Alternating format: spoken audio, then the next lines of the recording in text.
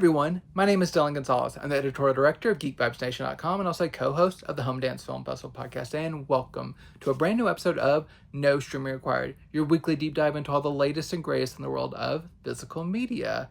It is one of my favorite times of the month. It is time for a brand new installment of Exploring the Warner Archive. This is where I both spotlight some of the new titles coming out from Warner Archive, as well as dig deep into some of the older titles that have been released that maybe you overlooked at first. The Warner Archive's been releasing titles for over a decade, and some of those titles have surely been overlooked, and there is no time like the present to rediscover them. And there are a lot of great titles that I'm going to be showing off. I'm going to start off with my new ones, which is first of which is very indicative of what kind of episode it's going to be. The first one is a newly restored edition of That's Entertainment. So this was previously released by Warner Home Video back in the day, and then Warner Archive re-released that release, which included That's Entertainment 1 through 3 on Blu-ray. They re-released it just to kind of keep it in print, which they do occasionally. That'll actually be one of the titles I'm talking about in a little while. They've done that with that. But this is not a re-release of that original release. This is a new 50th anniversary edition that has been fully remastered in painstaking degree, and I'll kind of get into that. But for those who don't know, That's Entertainment is a very interesting kind of movie. It's some might call it a glorified clip show. I prefer to look to it as like more of a survey of the MGM musicals that kind of built the foundation of the studio. So there are a lot of clips from a lot of different sources, just like terrific MGM movies that are all guided through the narration of some of Hollywood's greats. So you have Sinatra, you have Liza Minnelli, you have Jimmy Stewart, you have a lot of different people just kind of shepherding you from section to section of just trying to kind of give you context as to how these films fit into MGM's history, and just kind of how important, like how informative it was of filmmaking to come. And the movie, I think it works very well as a good entry point into movie musicals for newcomers. Otherwise, if you've seen most of these films, it's mostly, if not just like strict reproduction or like showings of the original numbers, sometimes there's truncated numbers. But if you want like kind of a sampling of like the best of MGM musicals, I think this is a good start to kind of get your feet wet and get you excited to like get into each of these movies. There were many of these movies have been released by the Warner Archive, restored on Blu-ray, and watching those in this film, like watching clips of those in this film, I just was reminded of all of those that I've seen, and just got me too excited to revisit a lot of those, like watching the Broadway Melody of 1940, like the epic tap dance sequence. I just made me want to kind of pull that off the shelf and watch the whole film again, which I plan on doing soon. But then there are also a lot of titles in this movie that I haven't seen before, and I do hope get a proper remaster from Warner Archive. So for those who have owned this on Blu-ray before, you might be asking, how is this different? So I do not own that original Blu-ray, but I do know that that was a pretty ragged looking Blu-ray just because of how it was kind of constructed. This has been newly restored, and for my talks with the Warner Archive team, this was a monumental project. They restored over close to 200 different sequences in this movie, because there is no original camera negative of this. It was just kind of all assembled just with what elements were available. And with this being released over a decade ago on Blu-ray, the advancements in technology and the restorations available have just monumentally improved. So they went through this whole movie and kind of restructured it to be artistically faithful to what it looked like whenever it was originally released, but also look like as spiffy as possible. And it looks very nice. All the sources look to be in as strong a shape as possible. Those that have gotten Blu-rays from the Warner Archive, this looks very similar to those restorations. And then also the newer clips that haven't had Blu-rays also look very nice. So hopefully, while they were restoring those clips for this movie, hopefully they restored them even further for a proper release. As a movie, it's pretty decent as kind of an overview sampling. Some of the narration from the people, like Frank Sinatra's narration, they have some wild commentary that's included and say some pretty eyebrow raising things. But it's part of the charm of this movie that it keeps it from being just a standard clip assemblage. It's a very interesting piece of MGM history for sure. And looks better than ever. I believe it carries over almost all of the original special features. From what I can tell, there might have been a featurette on like an MGM luncheon that may have not been carried over if my sources were correct. But there are some features on here, including a over an hour long TV special about the movie, and then a featurette that's about 8 minutes. So if you are a fan of musicals, or if you want to get someone into musicals, I think this is a good starter pack to kind of get people like an idea of what they can, like the joy that musicals can spawn.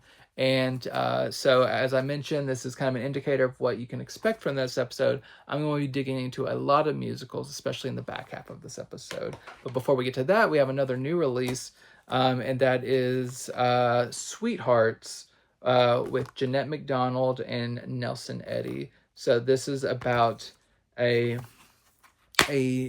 duo who are kind of Broadway stars who like have a ongoing show that they've been doing for a long time, and Hollywood has come knocking to try to kind of court them over to their success over to Hollywood. And this is basically a tale of everyone in this couple's lives trying to get something from them, and how it kind of like tries to tear them apart. There's people trying to like gaslight different members and like kind of scare them into not leaving, or coax them into leaving under false pretenses, all this kind of stuff, all within the context of this movie musical, and like this romance between this couple who've been like madly in love for years, and just how these people trying to tear them apart for their own self-interest, how that kind of impacts them. It's a very interesting movie. I liked it quite a bit. And despite how it sounds, like it kind of sounds kind of dark, it is kind of more lighthearted about it. But there are some thematic kind of annoyances that might kind of get under your skin if you're like me, where you're just like, leave this couple alone, let them be. But I liked it. It's very good. It is been newly restored from a 4K restoration of the Technicolor Master Positive. Looks fantastic, very colorful. This was actually mentioned on social media in recent weeks, whenever there was like a person on Twitter X who falsely claimed that Wizard of Oz was the first color movie, and this was a prime example of a color movie that was before the Wizard of Oz that was being used.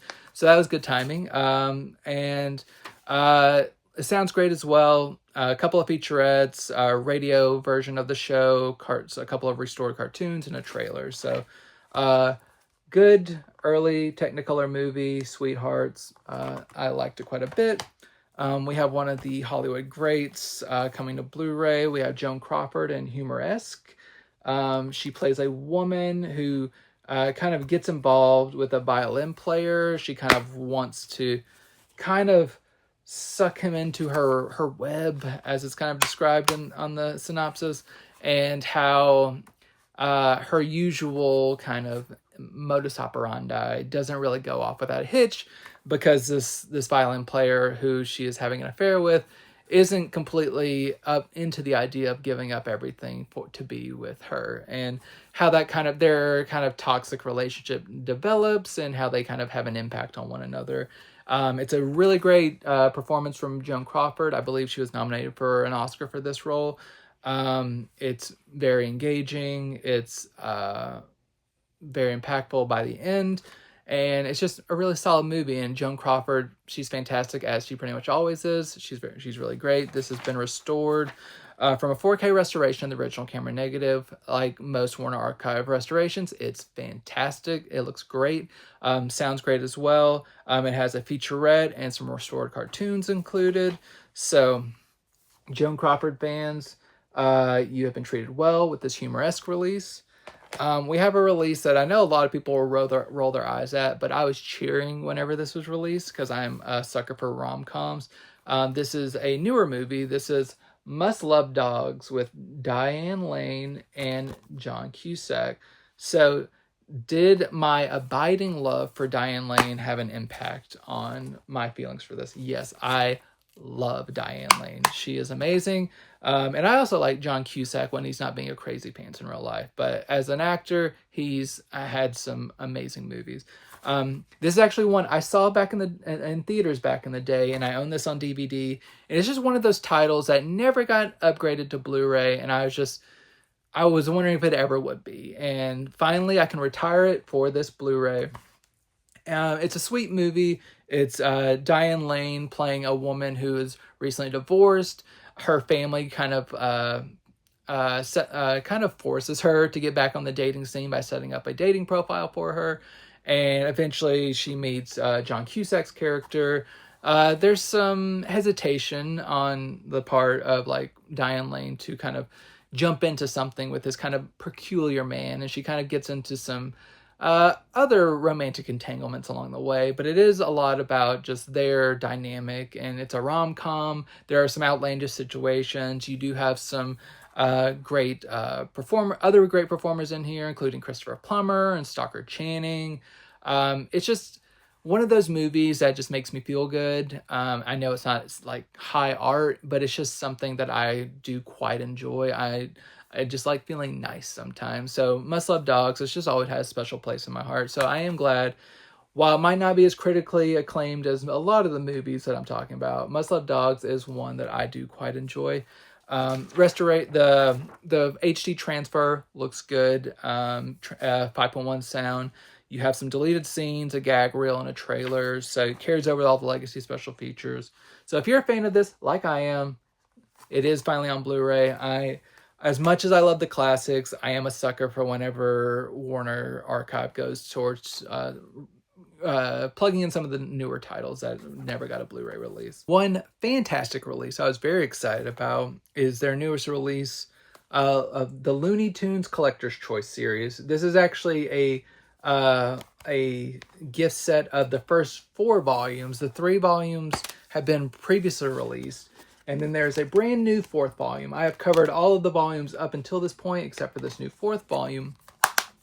So just for those who are coming at it just for the new 4th volume, which is being sold separately, you do have 25 mainline shorts that have been restored, and then 2 bonus shorts, but it's 27 shorts. It's a mixture of kind of previously existing masters that have been kind of the way these sets have been going, that were restored for Max early on, and also some more newly restored shorts. Those that have been newly restored are usually a better quality and handled by the Warner Archive team. There's a little bit of like scrubbing out of kind of grain and detail a little bit to the Max restored shorts, but overall it's a pretty solid assemblage. It's Looney Tunes. They have some amazing shorts on here. This is more a set geared for collectors, maybe not so much a younger audience as much. Of course, there are plenty of shorts on here that they will love, but this is a set more geared towards collectors. That's why it's the collector's choice set. So if you haven't gotten any of these up until this point, this is a great shelf-friendly packaging, very reasonably priced. I think it's like $12 more for this volumes 1 through 4 than just getting volume 4 on its own. So if you haven't gotten it yet, very price conscious, shelf friendly. I hope they continue releasing these. There's already some very promising animated releases for 2025 that have been announced. I'm very excited about. But for now, if you're a Looney Tunes fan, make sure you have either these individually or as in this 1 through 4 set on your shelf, because Warner Archive has been taking a lot of great care for this one. And while there are no additional special features to speak of besides like bonus shorts, these are fantastic releases, and they have been some of my favorites of the years they've been released. So the Looney Tunes Collector's Choice series, get it one way or another. A very exciting development this year especially has been Warner Archive's dedication to classic television, and another one that they've released from a new 4K restoration is a man called Shenandoah. This is a Western series. This is the complete series. It's a half-hour series. There were 34 episodes, and these are across 5 discs here. So this is a series about a man who, at the beginning of the series, he wakes up not knowing who he is, and it's basically the whole series is him trying to like go on a journey to find like from place to place, trying to figure out who he was, who and what he like, where he comes from, while kind of getting into kind of adventures of the week each week and stuff. So I really like this. It's a really kind of breezy journey. Each week is pretty interesting. At 34 episodes, it never really got like too repetitious, and I think it kind of got the right amount in. It's a very interesting Western. If you like a Western series, definitely check this one out. It's been restored from the original camera negatives. They look very nice, consistent. No special features to speak of, but having these in HD with lossless sound, lossless DTS 2.0, fantastic. I love the attention to classic television, and they just announced a couple days ago that they're going to release the complete series of Cheyenne, which is going to be massive and amazing here in a couple months. If you're a Western fan, lots to be grateful for here. So, A Man Called Shenandoah on Blu-ray looks great.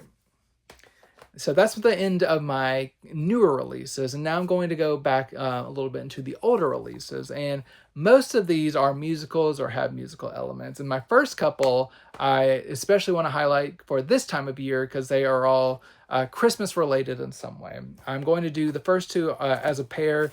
We have Dolly Parton's Coat of Many Colors and Dolly Parton's Christmas of Many Colors, Circle of Love. So got these two here. These are both television specials that aired in the 2010s. They each kind of frame a narrativized story based on classic Dolly Parton songs. So Coat of Many Colors is, of course, one of Dolly's most famous songs, and you kind of get Dolly telling her story, and it's like a reenactment with like this young girl playing Dolly, and like Jennifer Nettles and Ricky Schroeder playing her parents, and you just get to see that process of like who her family was, getting to know them, how they were kind of raised, and her mom made her this coat of many colors and stitched together, and how that all kind of played out kind of like in the song. And then the Christmas of Many Colors, Circle of Love, it's it's telling about the kind of like a winter storm and trials and tribulations between her parents and them trying to buy each other Christmas presents and kind of all this kind of stuff going on around Christmas time. So these are both ostensibly Christmas movies because this has bookends. I'll kind of explain. There are 2 versions of this movie on this disc. There's the mainline version, which bookends the show with Dolly in Dollywood around Christmas time. There's also an alternate version, which I was like, okay, what's going to be different about this? And I noticed right away, whenever you start, the bookends are actually shot in summertime. So I guess if they wanted to re-air this special, they could air it year-round and not be like, oh, we're airing this Christmas movie. So you get both versions no matter what you want to play. But there are Christmas elements in here, but this Christmas of Many Colors is definitely like fully involved in Christmas, and there's one version of this story on here, and it just all about Christmas. So if you're looking for Christmas viewing, both of these make a good 1-2 punch. I enjoyed these across a pair of nights. So these are all newer movies. These were both released in 2016 on Blu-ray, and they look very nice in HD, just perfectly solid HD transfers. Like it didn't need to be remastered or anything. Each of them get featurettes, deleted scenes, DTS 5.1 sound. These are just they're not like fantastic, but kind of similar to Must Love Dogs, but in a different way. Like if you like kind of made for television movies, if you love Dolly Parton like I do, it gives you that warm feeling and of just like you can forgive kind of some of the bad acting, and maybe it doesn't have the best production values, but like it's shot on location. They're like, you can tell that there was some care put into this, and it's just Dolly sharing her story. It is a little bit more faith adjacent. It's not fully like in your face about, so like even like if you're not a particularly faith driven person, that it won't kind of alienate you. I like these. It's nice. It's hopeful. It's joyful, and it's good time. So these Dolly Parton movies, definitely check them out if you're a fan of Dolly Parton. Another pseudo Christmas movie in one scene is Mame with Lucille Ball. So this is a version of the classic story with Lucille Ball, and so it's a musical. And the reason I say it's Christmas adjacent because there is a song in the movie, the "We Need a Little Christmas," and so it's a Christmas movie to me. Is this movie great? No, but I also think it is not worth the it doesn't deserve the reputation it usually gets. So just Lucille Ball is just honestly not the best singer for these songs. But she is great in the other parts of the movie where she needs to be this kind of boisterous personality that really makes an impression, because she is playing a woman who has just recently been kind of thrust into the role of a maternal figure when her brother dies, and she has to kind of take care of his son who's been orphaned. So she's trying to raise this young boy while trying to kind of give up her kind of partying lifestyle. She loses her money. She tries to get her money, like make her living. And there's all kinds of just trials and tribulations with this kind of larger than life personality trying to unexpectedly raise this young boy. The songs are solid. It's just like they are not all performed to their best. I did like it. I think I liked it more than a lot of people I saw reviews from, but I understand that there is a version of this called Anti-Mame with Rosalind Russell, which I have not seen. I'll probably try to tackle that next year sometime. But if you are a Lucille Ball fan, as I am, as I recently talked about with the I Love Lucy complete series, it's one of my favorite series, so I wanted to see her in other projects, and she is good in this. She's just not a particularly great singer. So I enjoyed it. If you also like Lucille Ball and enjoy this, it's a good Blu-ray presentation. This was originally released in 2018. It was remastered. It looks quite nice. You get a featurette, a trailer, DTS 2.0 audio. Yeah, it's a very divisive movie. A lot of people do not like it. I liked it. So check it out if you think you might like it. Now, all the rest are just straight musicals like Mame. So the next one is from a 2014 Blu-ray release. This is Kismet, starring Howard Keel. This is from Vincent Minnelli, I believe. Yeah, this is from Vincent Minnelli. Vincent Minnelli, he directed a ton of musicals. This is probably one of my least favorite from him. There's some interesting, I think from a design standpoint, there's a lot of really interesting stuff going on. Costumes are great and everything. I just don't think there's a lot of like excitement to a lot of the musical performances, and some of the kind of cultural dated stuff just really didn't super excite me. It was kind of cringeworthy at points. But there are some decent moments in here. There's good songs. It's just, the story itself didn't really hook me, of just like this man who, he's like kind of a beggar poet who kind of gets himself involved with royalty, and he has a daughter, and how fates intertwine, and it's all about fate and confusion and obfuscation, all that good stuff. But the Blu-ray release is solid. It was remastered back in the day. The CinemaScope remaster. This is in DTS 5.1. Really nice, beautiful colors. There's no major damage or anything. This has been treated very nice. The music is nice and full on DTS 5.1. You get some featurettes, some shorts, some cartoons. Overall, really solid release for a movie, which, while I didn't love, it's decent enough. Also starring Howard Keel. is Kiss Me Kate.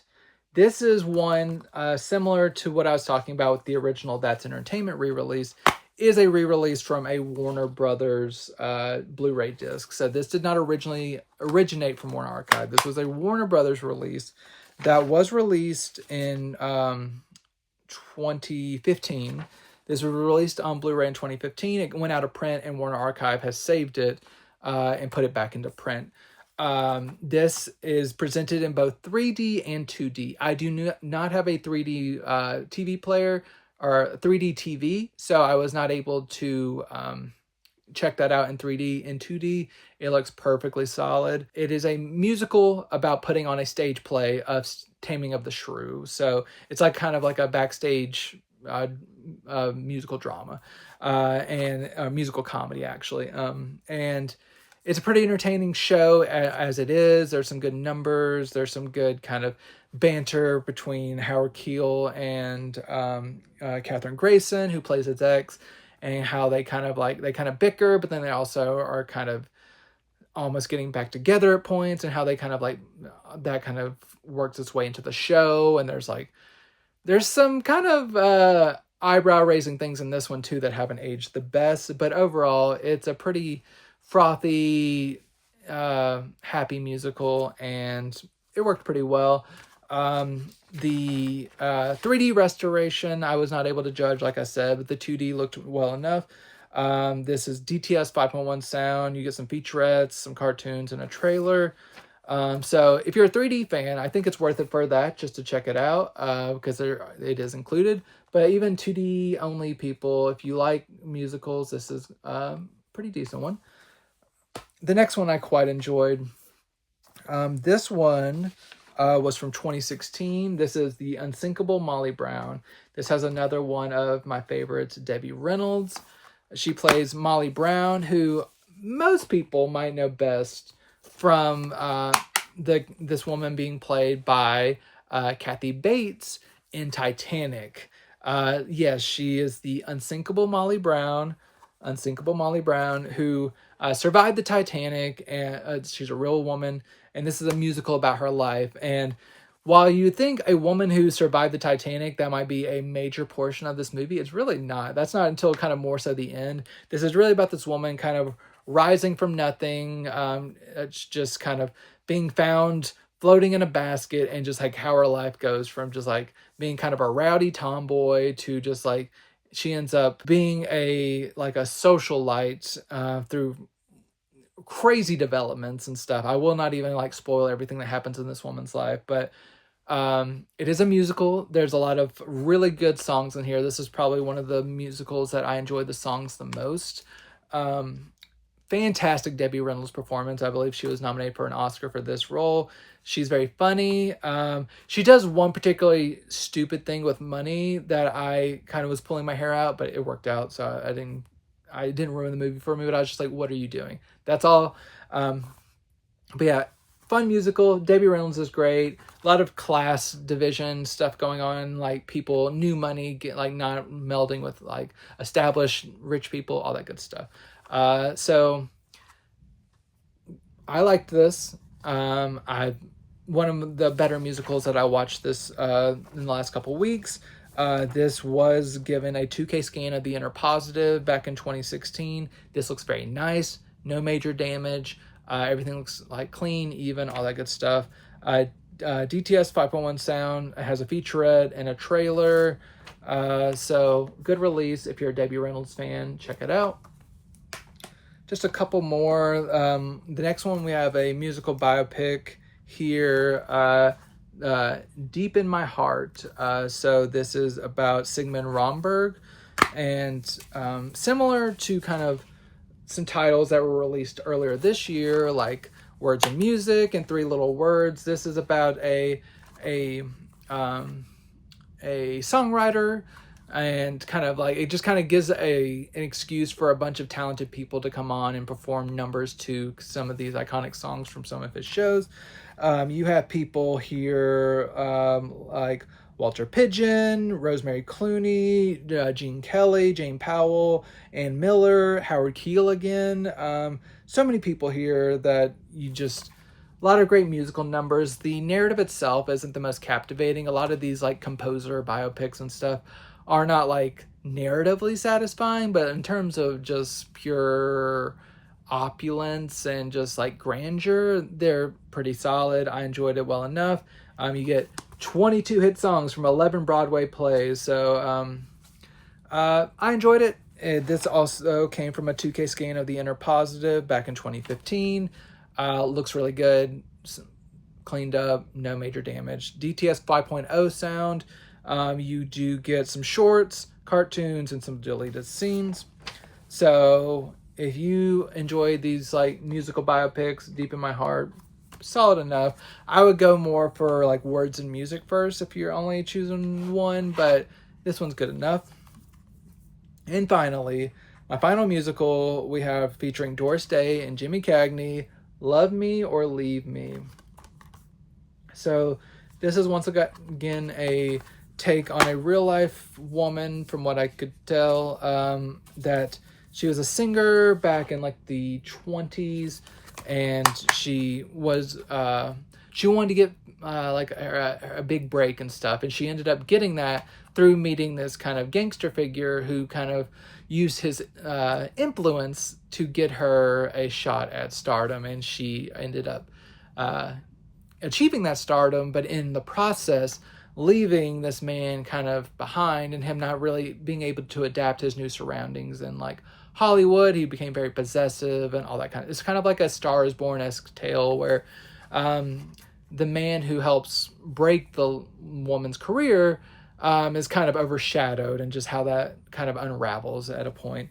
But except it's Jimmy Cagney playing in the gangster role, but kind of not as hardened as some of his other gangster roles. Doris Day is great. Vocals as always. Some good songs in here. Shot in CinemaScope. Looks beautiful. It is a pretty solid movie. It's two great actors forming a solid drama like premise and some great songs. So you can't go too wrong here. This was released in 2016. This was a 2K scan of The Inner Positive. This is a really, really nice transfer. No damage, no color fluctuation, any of that. Just top tier Warner Archive preservation. DTS 5.0 sound. You do get some shorts, you get some featurettes, you get a trailer. So if you're a musical fan, if you're a Doris Day fan, which I am, I was glad to catch up on Love Me or Leave Me. Make sure it's in your collection if you're a Doris Day fan. I don't think you'll be disappointed. So it is a great time for musical fans. I figured with That's Entertainment coming out, and like Wicked and Moana 2 topping the box office, musicals are in the air. So I wanted to end in the year with musicals. I'm going to be excited to return again next year for another edition of this Warner Archive series. I will be here again next week with my normal run of things. I have a lot of great titles in store, but I appreciate you tuning in every week to No Streaming Required. Make sure you like this episode. Make sure to share it with anyone you think might enjoy this. Leave a comment. Let me know what you might be picking up. Let me know what you want me to talk about on a future installment of this Warner Archive series. I will be glad to do so. I love doing this every single month, and this main show every single week. So thank you so much for checking this out. I will be here again next week, but until then, enjoy these movies. Why didn't you call me? You might have, you know. Philadelphia isn't the end of the world. I didn't want to. Thanks. That's nice of you. I wanted time to think. How convenient. Men are like that. They want all the convenience and none of the difficulties. What did you think about? The life and times of Peter Ilyich Tchaikovsky, or did you think about... I thought about us. You don't expect me to believe that, do you? I don't care what you believe. I'd like to slap your face. Why don't you try it?